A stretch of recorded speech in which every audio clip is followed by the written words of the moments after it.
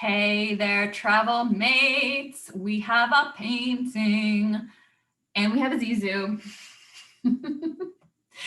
But isn't this kind of funny? It sort of looks like there are two of me.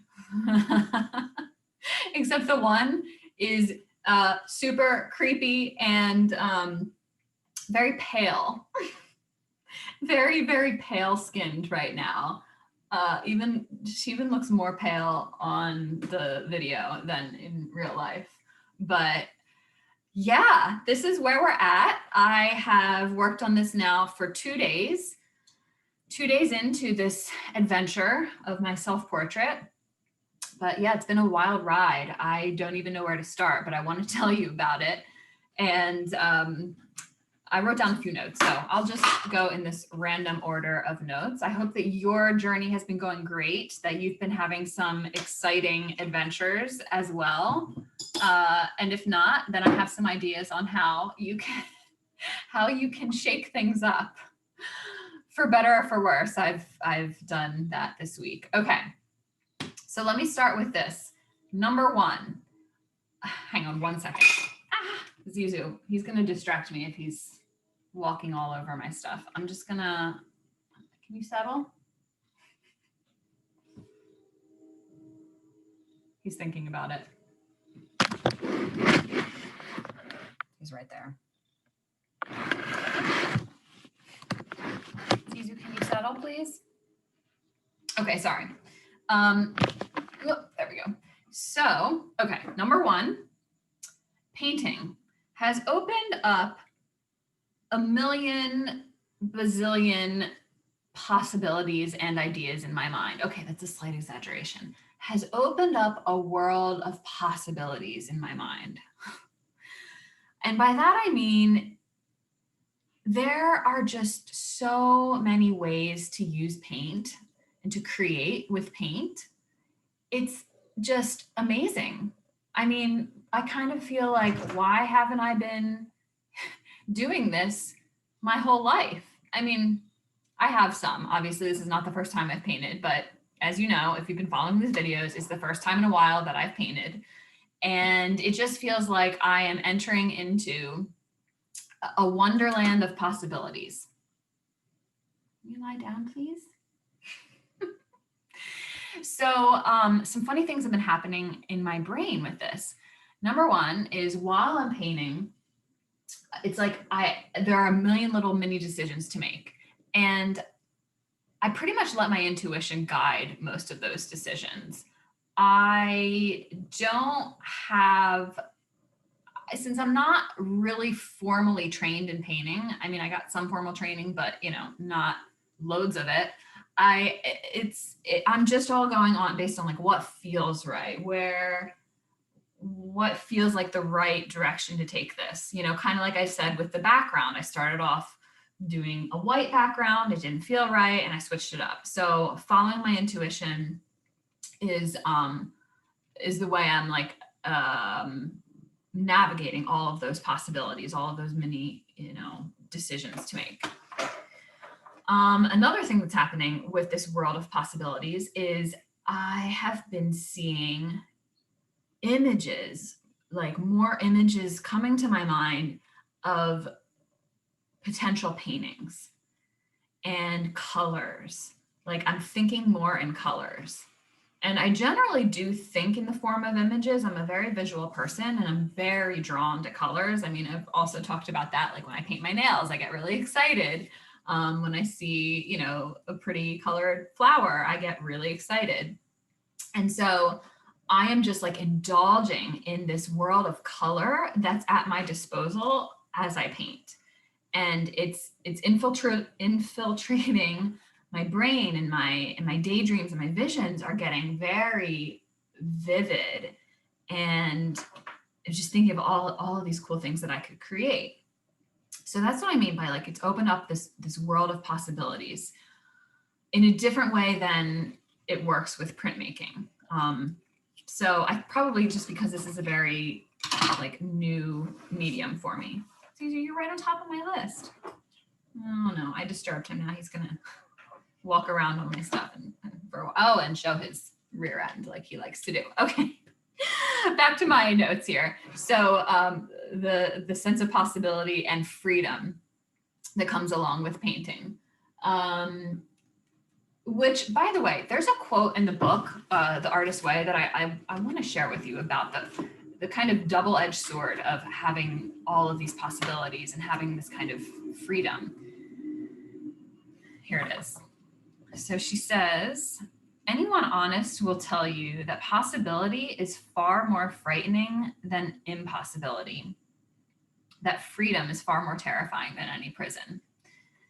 And I've talked about that a little bit before too, right? Like with all the freedom that I experience now and how I think at first I kind of freaked out and was, putting myself in a cage. And because I hadn't learned how to be with that kind of freedom, how to have it. And so I'm experiencing a similar sense of this rush of freedom and possibility. And it's both exciting and exhilarating, but also at the same time, kind of terrifying, because then, and she kind of points this out here, once you know that these things are possible, like once I have these images come to me, these, not visions, not like, prophet, visionary, but like the visions of possible paintings I can make. So now that I have them, now that I am engaged in this activity of painting, it's like, oh crap, I could actually make them. That means I could actually do that work, which of course is exciting, but then it's like almost a sense of responsibility, like, oh, I have to act on that. Whereas in different parts of my life, when I would get these ideas or have these visions, and I wasn't engaged in like a creative, I didn't have a space for it. I didn't have the materials available. I didn't have time for it in my life. Like time and space in my life for it was always my big excuse when I was teaching full time or whatever. But now it's like, okay, you can do it. Now you have the ideas, you have the materials, you have the space and the time. What are you waiting for? So naturally that also kind of creates some pressure in my brain, but I am not, I don't want to say I'm resisting that. I'm aware that that's one way to look at it, but the way I'm choosing to look at it is as exciting opportunities and adventures. Okay, so that's that, freedom and possibility. Part of the theme of what is this challenge for me. The next thing is schedule, and noticing how working at different times of the day has a different energy about it. And this is something I talked about with my friends over the weekend, some of my other creative friends, and we were talking about how it feels so different when you're working at night sometimes. And I definitely remember that from college. I did a lot of work in the studio at night in college. I would go and, work from, 8 in the evening until like midnight or even later sometimes. And I would just get in the zone. And I kind of loved those late nights at the studio. It was like a really quiet time. Usually I had the whole space to myself, especially if I was printing, using the printmaking presses. That was a great time to go. I would usually have it all to myself. There would always be like a few other people somewhere in the building, which was kind of nice, but it's like that certain quiet and just a very unique energy working at night. So I kind of thought like, I want to feel that again. I want to dip into that zone and remember what that feels like, to break out of my schedule, to do things at different times, to stay up late, because I have this freedom right now in my life that I can do that. So Tuesday night, after I finished teaching, I ate dinner, and then I had some residual energy from teaching and from just having started this painting. So I stayed up late and worked into the wee hours. I worked until like about midnight. But it was super fun. I just got into that zone and I felt that like very unique nighttime creative energy. And I liked it. I really, really liked it. And I want to do it again. I almost kind of want to make it like a weekly thing. Although when I start like planning it, it sort of takes away from that spontaneity, right? But we'll see. I think it was a great experiment. I learned something from it. I enjoyed it. I do, however, have to say that I feel the effects of having gotten so far out of my schedule, because also I have to say I had trouble falling asleep then after I finished working. I was just wired, you know, my brain was very, very active and had a little trouble turning it off. So I probably didn't fall asleep until like 2 that night. And then woke up at 6. So not great, but you know, anyone can get by on a few hours of sleep as long as it's not a habitual thing. But I did hit the wall today, funny enough, not yesterday. So it wasn't the day after, but the second day that I felt like I hit the wall, and I've been dragging a bit. But I still worked on the painting some today.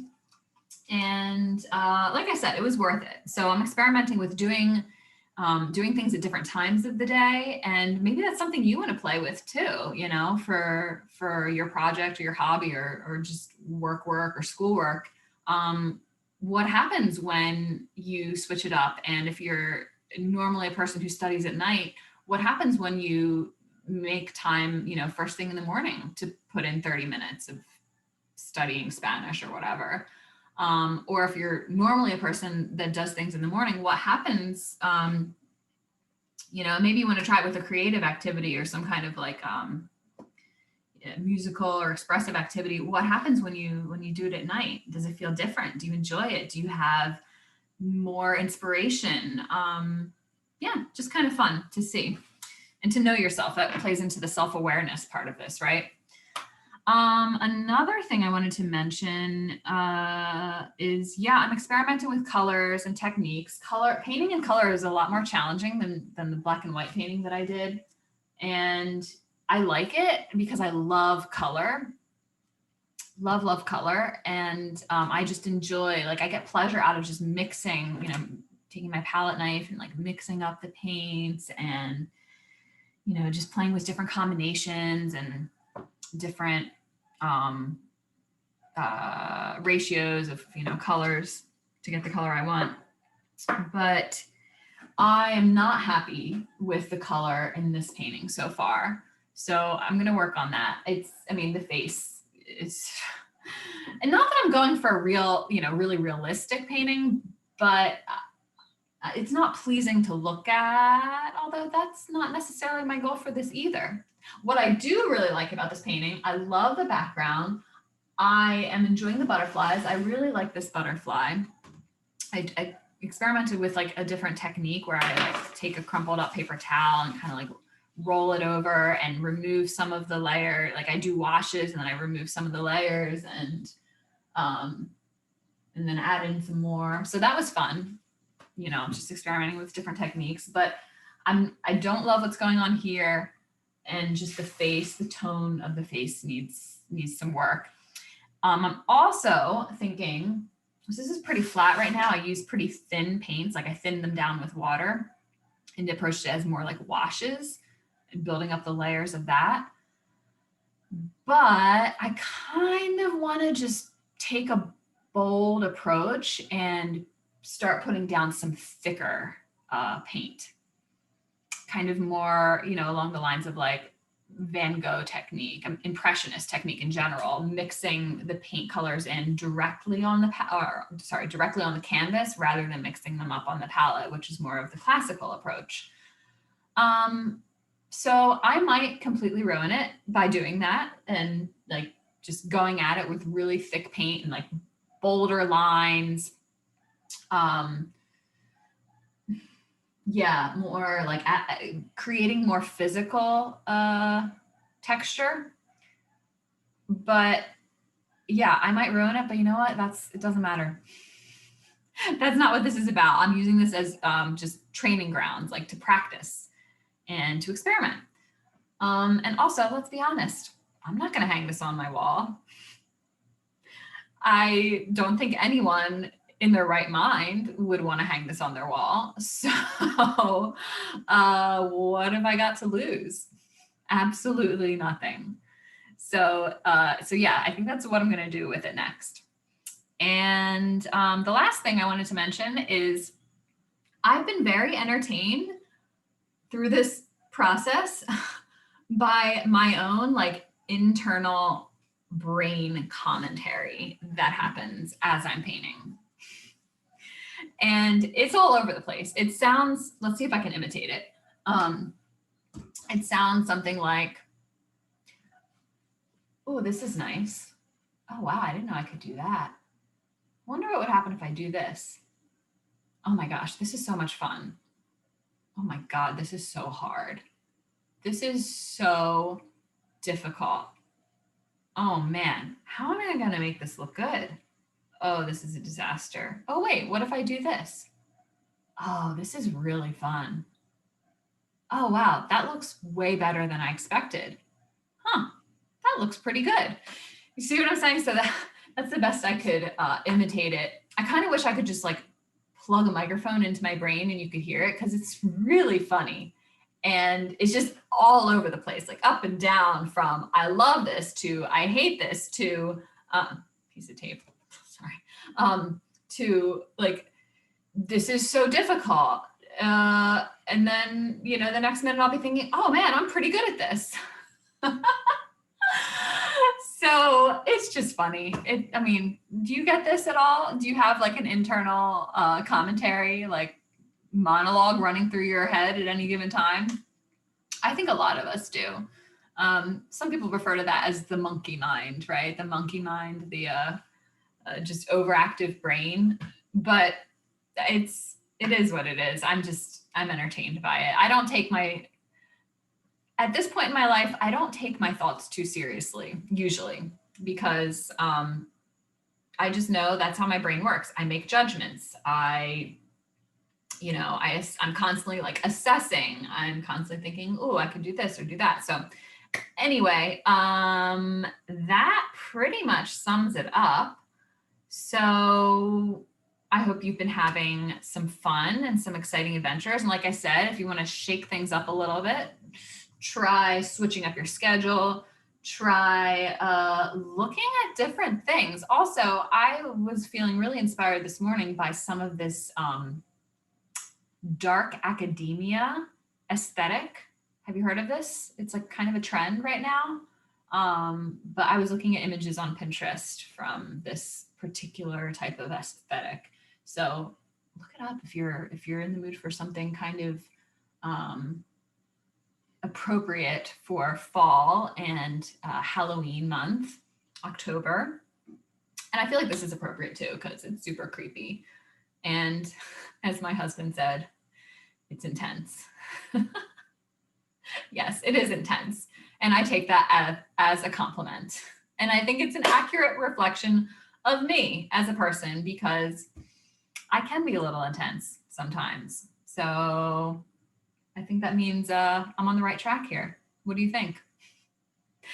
I'll post pictures on Instagram, like some close-up shots of this, and I'll do like what's it called? I'll show you like the progression of it as I go.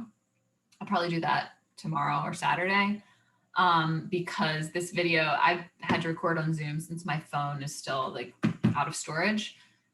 Need to get that taken care of. But anyway, I know that the video quality isn't great, so you probably can't see some of the details in it.